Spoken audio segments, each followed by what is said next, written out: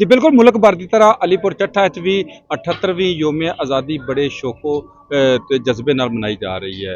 लोगों ने सब्ज़ हलाली परचम लहरा के ते अपने मुल्क नाल इजहारे मुहब्बत किया है। तो कुछ लोगों ने रात नूं कुंभ नाल अपनी बिल्डिंग सजा के ते अपनी मुहब्बत का इजहार किया। मेरे नाल पाकिस्तान मुस्लिम लीग नून के जिली सदर ने इजाजत पुरैया साहब, उन्होंने पुछने कि इस योम आज़ादी के हवाले नाल की आंदे ने।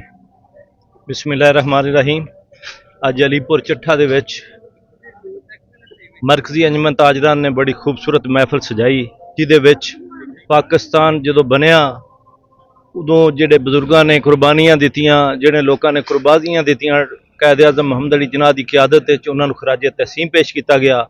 और दूसरा, जिस मकसद वास्ते पाकिस्तान बनाया गया उस मकसद वास्ते तैयार किया गया कि असी पाकिस्तान की तरक्की और खुशहाली वास्ते और अपने अपने जिस मकसद ला इलाहा इल्लल्लाह मुहम्मद रसूलुल्लाह की बुनियाद ते पाकिस्तान हासिल किया गया और उस मकसद नूं असी अजीमतर बनाने वास्ते उदू मजीद लोगों के विच फैलाने वास्ते इंशाअल्लाह तगोदो करांगे।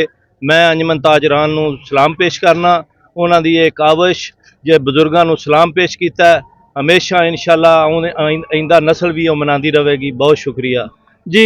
पुरैया साहब का कहना सी कि जिस तरह मरकजी अंजमन ताजरा ने एक अच्छा प्रोग्राम करके एक मैसेज दिता कि पाकिस्तान ता क़यामत सलामत रहेगा और ये मुहब्बत कीता हर आवाम दी पाकिस्तान ना रवंदा है। इत्थे एक दर्द भरी कहानी एक मैं भी सुनाना चाहना वा कि अलीपुर चट्ठा जिथे मरकजी अंजमन ताजरा या दूसरे लोकल सिविल लोगों ने तकरीबात मुनक़द की, लेकिन सरकारी सतह पर कोई भी तकरीबात 14 अगस्त के हवाले ना होगी। एक लम्हा फिक्री है, हुण सोचना है कि आइंदा भी इस तरह ही सरकारी अदारे जिहड़े ने इस अजीम दिन नूं इस तरह ही इग्नोर करते रहंदे या आउण वाले वक्त इनू मनाने की कोशिश करनगे। जी।